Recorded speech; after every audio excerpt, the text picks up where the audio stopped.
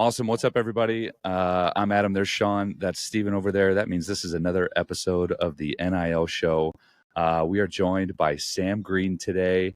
A little bit of a unique show this morning, fellas, because we have Sam, who we'll get into her background, but she is an incredible content creator, an incredible media personality.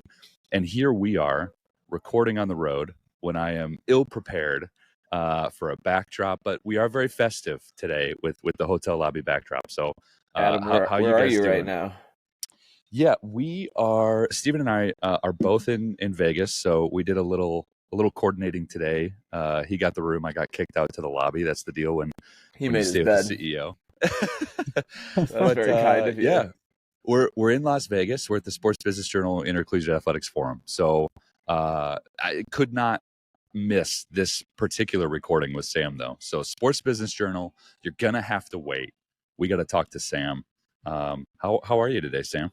That's a pretty sick intro. I'm not gonna lie. I mean, I'm taking over for SBJ. Like, that's pretty legit. I appreciate it. I'm doing good, guys. Thanks for taking the time. And Charlie Baker's speaking in like 3 hours.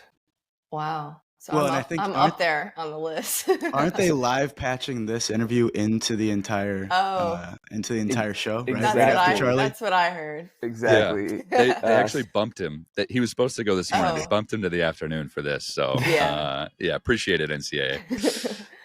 Well, I wanna actually give a little bit of a proper intro to your background, Sam, because you are you're kind of a jack of all trades. So you kind of known as the athlete's go-to content creator, which is awesome. I mean, we've seen you and your business just absolutely blow up and take off. You're partnered directly with Meta in their Empower program, but you have kind of a personal story about NIL that's really fascinating. In college you were a dancer, actually got to be a professional dancer in the NBA, and then decided to pivot into kind of brand management and media. But I think the most fascinating thing about your background is what you did with what is this, DJ Sammy G at the Children's Hospital. No, you found me. You got to tell us about DJ Sammy G. Yeah, so I was an intern in college at Ryan Seacrest radio station in Charlotte, right at Levine Children's Hospital. And my boss, Meredith, who had a really in-depth background, I got to learn a lot from her, specifically from the radio side, because I thought I wanted to get into sideline reporting. And so we all had our own shows, like everyone that got chosen for the internship that, would be broadcasted out to all the pediatric patients. And so I wanted to get into sports reporting. And so I was like, all right, I'll do a sports show. And she made us really all have DJ names. And so, what better DJ name than DJ Sammy G? So I had to roll with it. I love it. Release the tapes. Where's the vault? She probably has it, and she'll probably watch this. So we'll probably actually get access to that. Yeah, you can reach out to us, NIL store, adam.cook@campus.inc. Send that footage. Oh, no, we got to get that going. Yeah. Go ahead, Steven.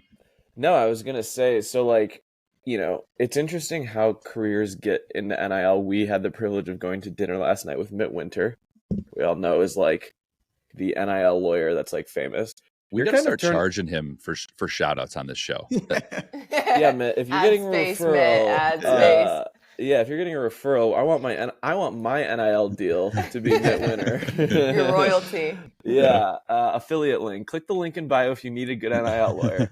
But anyways, it's interesting how people fall into this role, or like have managed to just like get their way here. You are now the go-to content creator for athletes. You're on campus. You're teaching athletes. Just recently, you're at Michigan State. How the heck did you get here, though? Like, where did your path like pinball around to actually fall into the spot? Because I think that's really interesting. Yeah, that's a good question, because I'm sure even for Mitt, right? Like a lot of people in the space probably look at it and be like, wow, like how did you develop all of that kind of overnight? And if you really kind of peel back the layers, there's definitely years worth of work.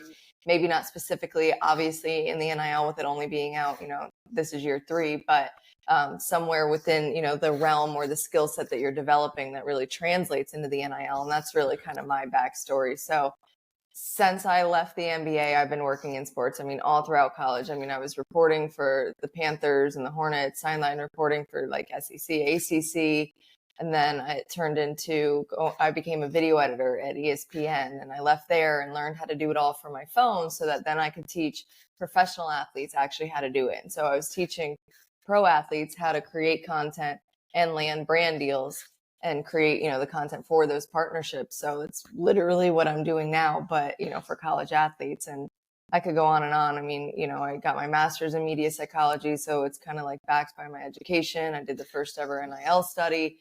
So just really grinding, to be honest. Like, I just have a love and a passion for helping athletes in general. And I have a love and a passion for media. And so I just got really, really like blessed that the NIL happened, because it was like all of my worlds, all of these skills that I've been randomly accumulating over the years came together into one industry. And so I keep telling people it's my dream industry, and I'm not kidding. Like, I say, like, I felt like it was made for me, because, it really is like everything that I've been doing for the past decade. And you really had an inflection moment as you sort of look back, because you were on the dance team for the Charlotte Hornets. You were 19 years old. Really, really cool opportunity for you. You have this platform, but you look back with a little bit of regret, right? Because you were like, I wish I had known how to build that platform. Can you describe that? 100%. So now with NIL, it really opened up my eyes to what I could have built while I was on the team. To be honest, I probably would have stayed and danced a couple more years even, because it would have really built into a business and a platform and supported what I'm even doing. Like, back then, social media wasn't really as big, or at least I didn't take advantage of it to its fullest. I mean, I'm pretty sure Instagram may have even borderline been still photos back then. I mean, we're talking, I'm like archaic now, but nah, Adam didn't get a cell phone until he was like, all right, sophomore in college. Look, Sam's So telling a really Sam. compelling story here. That's living under a rock, Adam. That's not archaic. It was the Dark Ages, guys. That's like it was the Dark Patrick Ages. Star, yeah. But back then, like, I actually like deleted the account when I left the team. Like, that is my biggest hardcore regret. Like, I just kind of got burnt out on being kind of in front of the camera, in front of the limelight with the dance team. Like, I just kind of wanted to like go off the grid, but why did I have to delete the Instagram account? Like, once you click delete, like, it's gone forever. It wasn't like I just like deactivated it, right? And so that's my hardest regret. I lost that entire fan base, that I had right in front of me. And so that's really what I'm trying to teach these athletes, like the ones that are just sitting back and they have a fan base right there, people that care about them, that will never truly like know their name or care once they're done in their sport, or at least it's going to be 10 times harder to get them to care, is like really why I'm passionate about this, because I can only imagine, the brand that I would have had if I kept kind of dove into it. So, okay, transitioning that's such an interesting story. So athletes, do not delete your Instagram. There you go. Don't burn out. I tell them that all the time. You can you can like put it on hold, but don't delete it. Yeah. Delete the app and just ignore it. That's fine, but don't delete it. But I think something you said there right now is you have a window of time where people know you. When you leave here, depending on your career, you might kind of turn into a little bit of a nobody, right? Mm-hmm.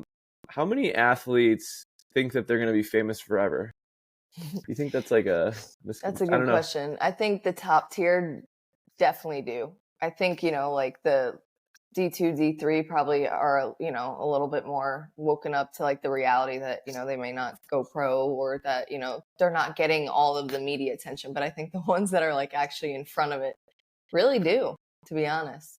Or they at least don't realize that transition, because it's a hard transition to go from being a Division I athlete in the limelight to then nothing. So how quickly do you see that drop off after they graduate if they don't go pro?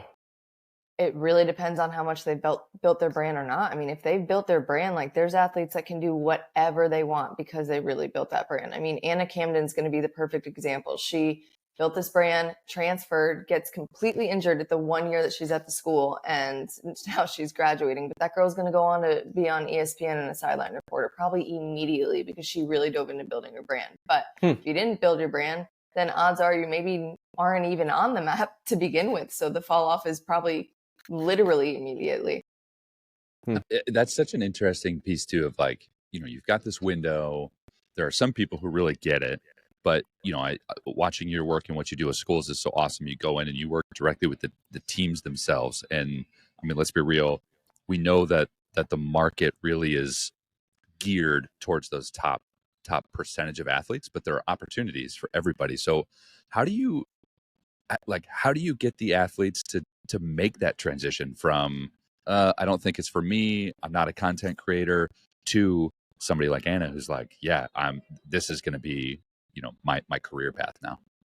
It's that's why I really did the NIL study that I did. So it was a neuromarketing study where I like tracked the eyes and the emotions of user generated advertisements that athletes made in comparison to professionally produced content. So everyone that viewed it, I was able to really like dive into where their eyes were, how long they stayed on the advertisement, and the emotion that was evoked from the advertisements. And I proved that a $50 ad of an athlete eating a protein bar and talking about it outperformed it's probably over a $50,000 Buick commercial with Kiki Rice in it.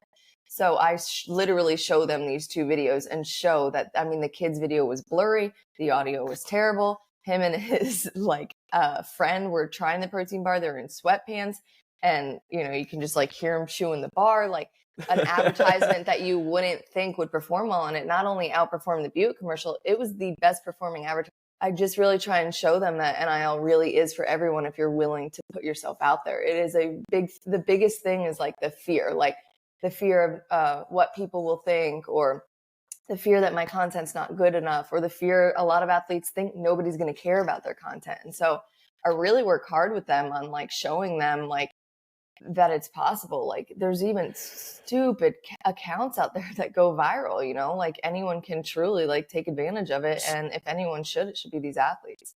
Sam, that was really, really interesting. You're comparing an athlete's content, super raw, bad video, to a Buick commercial. Why do you think that is? Do you think it's because of the amount of followers they have, the engaged amount of followers, because it's a personal account?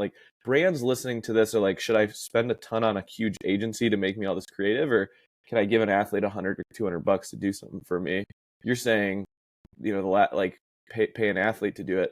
Why is that? What is happening in the world of Instagram that makes those videos better? Definitely the relatability piece. So while I'm watching his advertisement, he's down to earth. I can get it.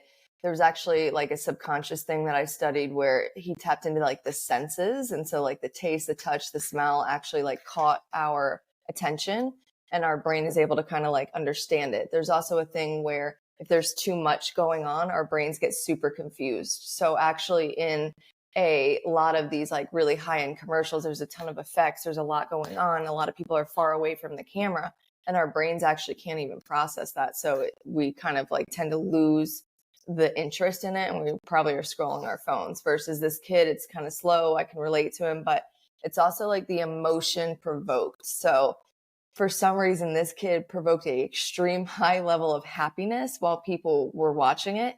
And it's funny, when I play it in a room full of even college football players, I'll look around and they all kind of have smiles on their faces. And it's wow, I can literally see the data and the analytics in person. So it's kind of a lot of different things. It's, truly what people say, telling a story or the emotion provoked from it. And also the senses, just things that you can understand subconsciously too. Sean, I want to ask you something. So Sean was formerly the SID for Maryland basketball.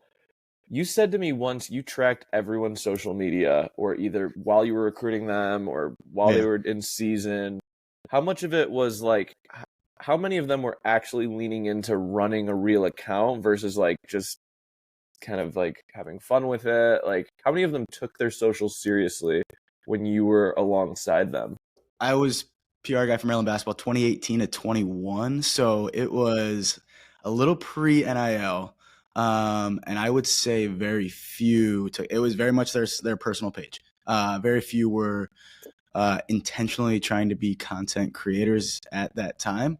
There was a handful of kids, but yeah, we would anytime a kid signed with us or we got a recruit to commit, first thing I was doing was, me and our team, we were searching all the bad words on their Twitter account, looking through their Instagram, because the last thing that I wanted was for them to hit a game-winning shot, have the biggest moment of their life, and some jerk on the internet is looking in their history and is finding a way to tear them down and ruins that massive moment for them. That was kind of why I did it. It was also partly to protect the school too. We wanted to make sure that he wasn't saying anything bad as well, but that was really why I was doing it. I didn't want them to lose that moment.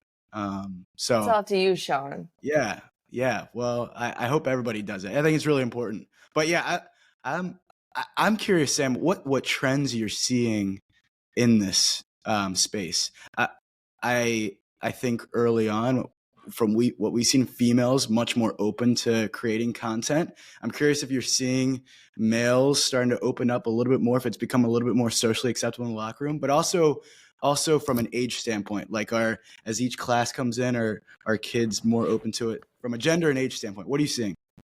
So age standpoint, I think the younger, the more educated already. I keep telling people, everybody thinks this is like, oh, this is NIL. We don't even know what NIL is about to be when this YouTube generation comes up. These kids that were born on iPads, like watching iPads and watching content. I mean, when I ask my nephews what they want to be when they grow up, they say YouTubers. That was not a thing ever. Mr. Beast. Yeah, when we grew up. And so I think truly, like, kids are about to play sports to dive into the NIL. I think we're literally going to have like a reverse approach. Like, my nephews are out there playing baseball. It's all about the eye black. It's all about, the Drip content. King. It is, yeah. The bat flips. So the younger they are, the more knowledgeable they're going to be and the more willing, to be honest, I think they're going to be. But right now, freshmen are still a little hesitant. They're a little bit overwhelmed. They think they have a lot of time. So they take their time. I feel like they like really ease into it. They just kind of want to know. But then once they're like comfortable and they land a few, they're like, boom, off to the races. A lot of the like seniors, I feel like, want to kind of land bigger deals, like just land a couple before they graduate. You know what I mean? To be able to kind of like claim it on their resume and leave. But the men are definitely stepping up. I'll say from year one to where we are right now, I feel like, the amount of football players I've helped this year, when probably year one, it probably would have been like me begging to work with one, to be honest. So I think everyone's kind of coming around. It's really becoming acceptable. Athletes are also getting a groove for like how to attack it. Like once you learn how to attack it, you realize like it's not as time consuming or as difficult as what you think. So I want to drill into that a little bit, because you're so good at this education piece, and frankly, like, I've learned stuff about my content literally just from following you on Instagram. Mm-hmm. So when you talk about, okay, they can learn about what it is, they can learn how to activate. What are your like top tools when you go and an athlete, let's say an athlete reaches out to you, you have like your open hours and things like that. How do I get started? What are the first like kind of litmus test checks you have? Hey, do you have this app on your phone? Are you doing this thing? Start with this low-hanging fruit. How do you check in with an athlete to see where they're at? Step number one is you have to download the CapCut app, and athletes that know me would laugh at it because it's like I brainwash it into their heads. Because when I was working at ESPN, everything I did there on expensive software and 8-hour shift, I do completely from my phone on CapCut, and they also have an easy desktop version. So there's truly no need for this expensive Premiere Pro or Final Cut anymore, like at least not for what they need and for serving their purposes. But every video I have on my Instagram is from my phone. And so that's step number one. And then step number two, I tell them immediately, you do not even need to worry about landing a deal right away. You look around and you pick up the products that are in your daily routine and you go tap into your life as a student athlete and you showcase it and you tag the crap out of brands. One of my athletes in my Instagram subscription reached out to me, has probably 4,000 followers, and said, how do I land Quest Nutrition? And they have 1 million followers. And I said, you don't wait. If you genuinely love it that much, go do it. And she did it. And I set her up with all the features and functions on social media, like sending the brand a collab invite without even asking them if they'd be willing to post it. And they accepted it. Now she tapped into their millions of followers. Then you upload it on Instagram, you tag them, you tag the products. Boom. It literally turned into first a product deal and then a cash deal. Wow. So you're just like literally arming them. Like they're going to battle. Like, here are the 4 things you need to do. Start doing this for the next 2 weeks. Until you do that, don't talk to me. Like, come back. And it works. And they do it. And it's almost like it almost seems like there needs to be a Sam on every campus and every because, it's the same as a nutritionist. It's the same as a trainer. 100%. It's the same as a psychologist. It's the same as, you know, like massage therapy. Like, this is a new thing that athletes need. They need this resource all the time. Are you seeing, so there's your plug that every school should hire you to come on board. Are you seeing schools start to take an intentional approach about educating them for this? Like, as far as hiring someone full time to just work on this with them? Like, has it come to that yet? Yeah. And to be honest, I've had a few offers for even just team specific full time. I just want to be able to help as many athletes as possible before my head kind of goes there right now. But 100%. But they're being way more intentional about who. I noticed when NIL first popped up, it was kind of like a mad frenzy of just like hiring people within the NIL industry. And now like they're taking a step back and realizing like, okay, we know what our athletes need now. Who can actually like fulfill that? So for sure. Huh. Interesting. Are you talking to coaches also? Mm-hmm. Are they interested? Yeah. Yes. And sometimes they'll be the ones to like go to, you know, war for their players to kind of get these resources because they know, you know, they're missing out on, you know, they're waiting on the transfer portal and they want to be able to get new guys in too. And they want their current guys to be able to succeed and to stay. Have you seen teams be like, this is a distraction right now?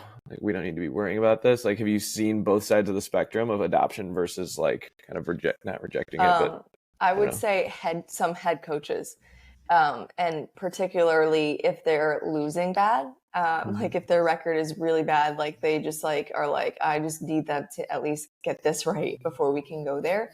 But there's always somebody on the team, whether it's an assistant coach or, you know, a trainer that's like die hard and wants it. Yeah. For them. We'd be like, we'd win if we had it, you know, like, so. Well, I mean, what's your opinion there? Like take a stance on that. Teams are, you know, doing poorly. Does NIL stop? Do brand deals stop? Like, so if you're uneducated, I 100% understand why you would think that. If you literally bring me in and I dumb this thing down for them, you'd be mind blown how little time it's like taking them. I had a girl tell me that CapCut changed her life, like, and she's been mass producing content because of it. So if, you know, if you're educated and you know how to attack it, they can substitute 10 minutes of scrolling on social media with 10 minutes of, you know, getting on these marketplaces and applying and pitching themselves and landing these deals. Like, there's time.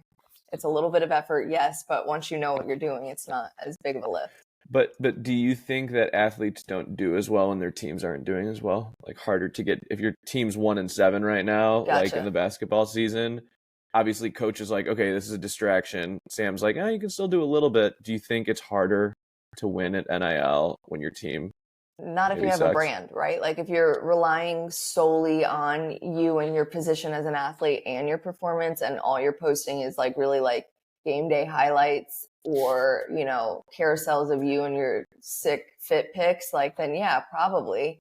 But for the ones that are really creating a brand and establishing, like letting their audience in and get to know them outside of, you know, them as the player, absolutely not. I mean, I just was proving that kind of Michigan State. Adam did his first fit check yesterday. Let's go. Yeah, you'll have to. We'll have to share it with you. You can break down the film. I'm sure it's very poor. So lots of information. You guys are guaranteed to have good T-shirts. I mean, yeah, people will buy my shirts. Yes, nice. Adam, you were going to say something. Sorry, bud. No, that's we were talking about that. We're like, you know, when you go to sports conferences, there's a specific balance of like business swagger. It's like not business formal. It's not business casual. It's like business swagger. You know, you got to strike that balance. So that's my favorite balance, to be honest. I don't know why. Like, I don't care about what I look like outside of like business conferences, but for business conferences, I will spend a week planning out my outfits. So, dude, I think the greatest thing to happen to business conference attire is the shoe game kicking up. Oh, because that's my favorite thing too. No, so every university I go to, I get a pair of shoes with the school's colors, and then the outfit is planned according to the shoes. Always. I love it. Sam knows what she's doing. This is a new Instagram account we should start, like conference sneaks or something like that. NIL specific though. Yeah. You heard it here first. Buy it, NIL.shoes. I probably Okay, have already. Wait, I have a real question. I mean, these were real questions, but I do have NIL.fit, by the way. Sam, you should take it. Oh, yes, please. I'll send you any proceeds. It's gonna cost you. Okay, so I gotta uncover this. Oh, okay. So you have been, there's a lot of people that have popped up in NIL, and a lot of people have fizzled out. You're one of the OGs that, as things have kind of stabilized, like we talk all the time, like the cream rises to the top. Like people who are providing real value, doing things the right way, like they're going to stick around. You've been in the industry since the start. What's like one of your favorite things that you've seen happen in NIL? And it can be an activation that you've done, or just maybe a direction that you've seen NIL start to stabilize. But what's been really exciting to you about watching the NIL space evolve? I think the innovation that these schools are willing to do and kind of invest into their athletes, like Michigan State, for example, I went and the Marriott sponsored me and sponsored the athletes. And in exchange for 5 pieces of content, the Marriott's putting up their families for 4 free nights to fly in and watch any one of their games like throughout the season. And so like, cool. What a creative deal, And so I'm working secretly, I can't truly announce it yet, with like Florida State on something like a whole, new activation that like I've never thought of or been a part of. And so the innovation that they're willing to do, and then like we're tying the education to all of this, is like super exciting. It's really interesting. Go ahead, Sean. I was gonna say when I think about schools, and you mentioned Michigan State doing a great job. When I think about schools that are best servicing their athletes from a brand building standpoint, to me, there's one program that stands out, and they've been at the top for a long time, and that's Duke men's basketball. And I'm down the road, Their social media is insane, and it pains me. It pains me as a Maryland guy because we don't like Duke. We've been out of the ACC for 10 years now, 12 years now. We still don't like Duke. We never will. Sorry. But I still follow them on Instagram because what they do is incredible. Sam, you can talk about what do they do that sets them apart from any other program? They really showcase their athletes. Like they really do. Like even the women's team, I did a green screen the other day of a transition that they did, like swiping their jerseys. Like they're just so creative. And I think, whoever the social team needs a raise. Like if you're hearing this, like they deserve it. It must be like every single post is crafted with the athlete first in mind versus how can we show off our program, is kind of like the difference that I see. So then we feel kind of like a buy-in to these athletes, even if it kills you. It kills me. And they have the podcast too. Like one of the players, they have a podcast that I think Ryan Kelly hosts it. I might be wrong in the name, but it's they go ahead, Steven. I think what's really interesting is they're like, okay, we're going to be, yes, we are a social media page. We're going to act like a content company. We're going to own we're going to some of the best advice I've gotten from guys that have been at Overtime and, some of these companies, like if you're going to do something, own the community, own the community, own the content, own the value. And like Duke basketball has entertainment value for what it is. But if they can go behind the scenes of the players, if they can do a podcast, if they can do like House of Highlights kind of things, like that are very organic, every other school that is just doing the typical social media marketing is going to look at that and be like, wow, that looks like a party all the time. What the heck? That's something like, I don't know, Sean, we challenge ourselves with every day is how do you own it? I'm curious, Sam, you talked about like a deal that was in kind. So like Marriott is giving each player 4 free nights in exchange for content. How does something get I think InKind deals are amazing. So InKind was like kind of tradesy. How do you craft that? How did that deal come together? What was the anatomy of it? Was it Marriott? Was it the school? Walk us through, dissect that deal. Darian Harris at Michigan State's absolutely incredible. He started out really overseeing like NIL, like the football team specifically. And then he got, really over like the whole student body, over player development now. So he's super creative. I met him at the summit 2 years ago, and we've been talking probably like monthly ever since, of knowing that we wanted to do something bigger and kind of something that would benefit. We both really pride ourselves in benefiting the athlete, like not just ourselves. Like how can we truly like vouch for them and get them something like good, right? Like they deserve it. They're doing the hard work. So we just kind of like started talking and kind of building this thing out. They had their NIL night event that they had done the year before that we wanted to tie to it. So the AC Marriott was brand new, right near campus. So that's really kind of where that idea came up, was because it's like, all right, they're new, like maybe they'd be interested. But it was kind of Darian and I spearheading it and just approaching the hotel directly. Are you seeing brands be more open to like that in-kind stuff? Because I mean, let's be real, sometimes it's a little hit or miss. You don't necessarily know what you're going to get if you're a brand working with college students versus working with, you know, pros who maybe have, you know, years of media training or agents and things like that. So do you see a lot of these bigger brands being excited about and open to this in-kind stuff that's maybe less of a cash position for them? Well, to be honest, like the reason why she was interested was because she knew the education piece was there. So she hosts the head Corey from the Marriott.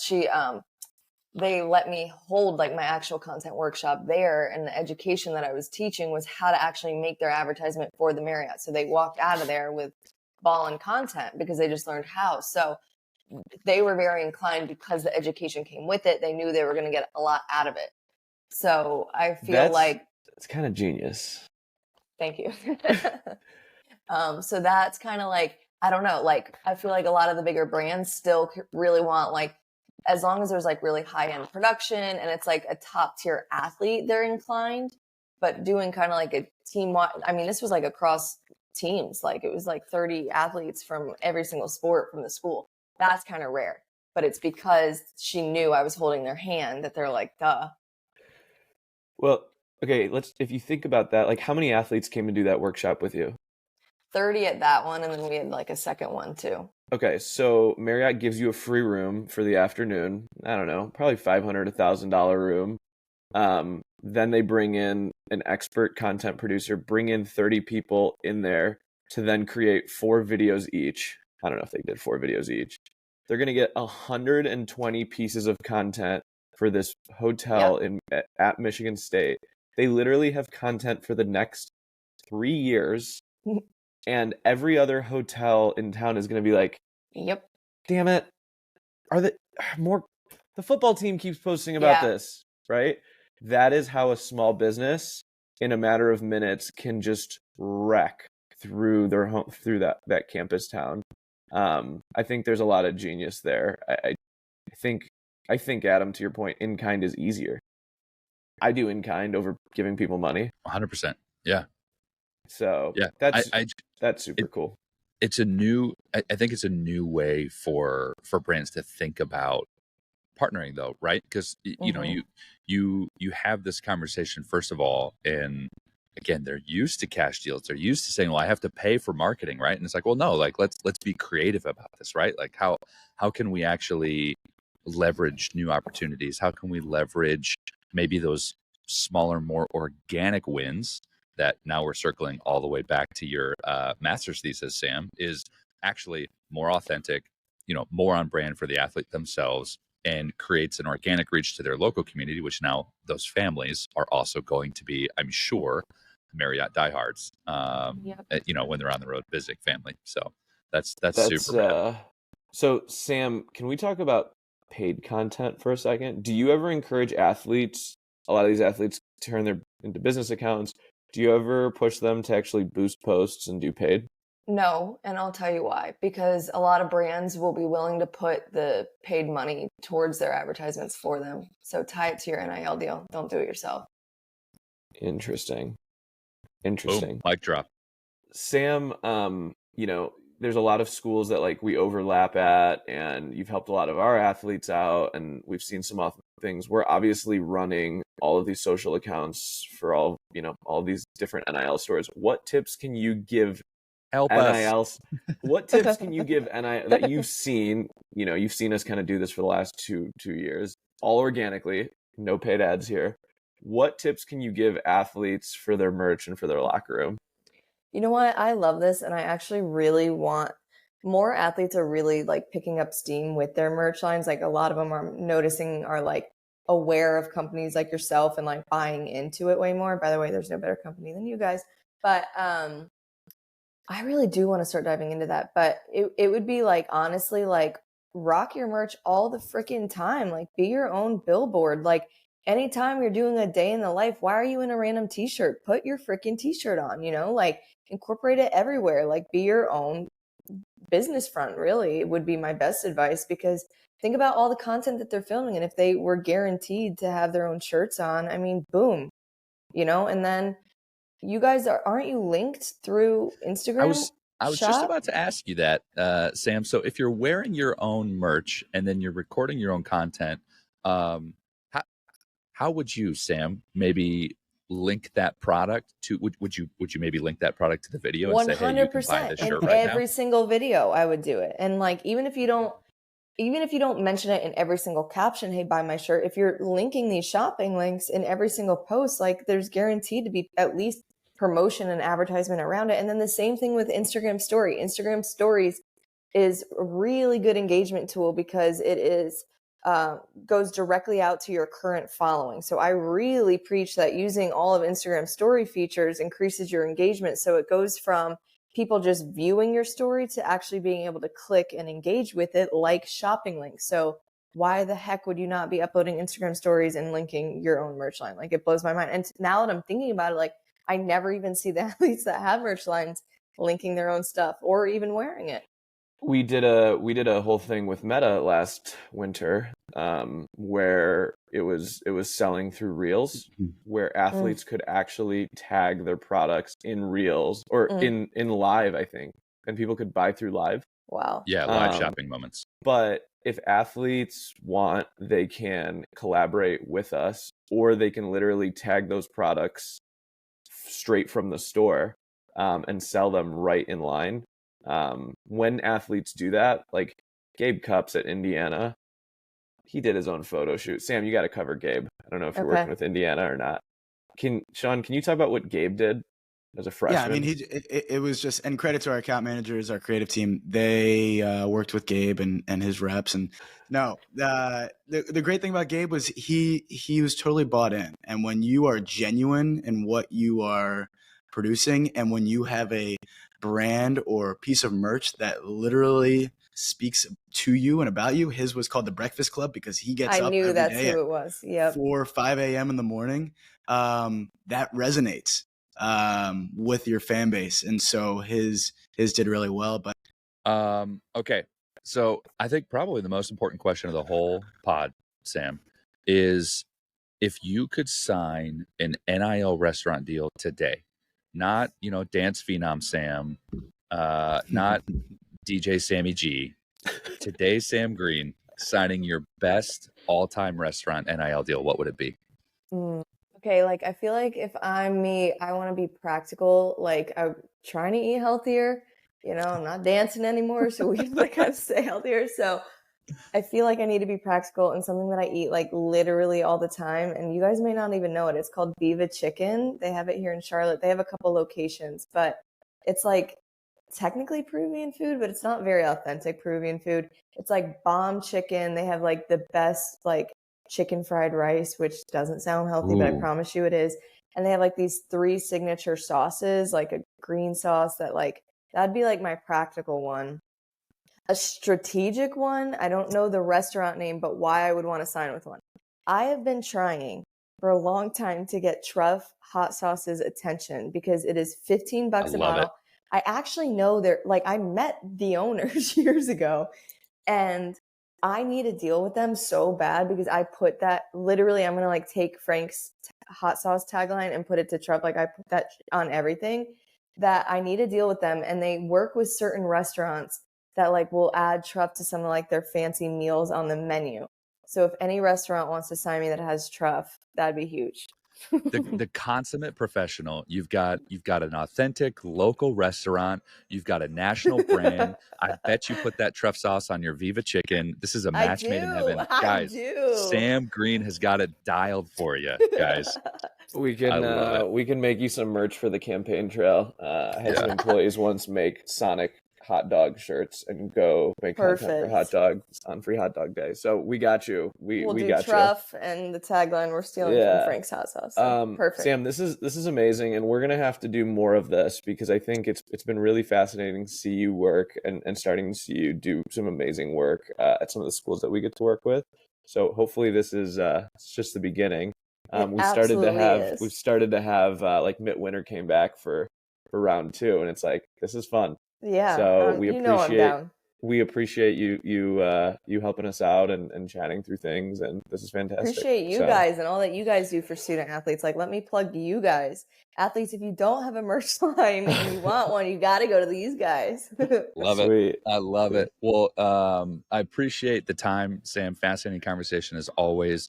Looking forward to having you back on the show. Yes. Looking forward to, fans and followers. You'll probably see some more collaborations between the NIL store and Sam Green coming here. And that's, I appreciate you listening, dealing with somebody's winning at the slots over here. Keep tuned for next week. We're going to recap SBJ Intercollegiate Athletics Forum. Oh, cool. Lots of great learnings here. So stick around, keep listening. I'm Adam, that's Sean, there's Steven over there. That's been another episode of the NIL Show. Thanks, guys.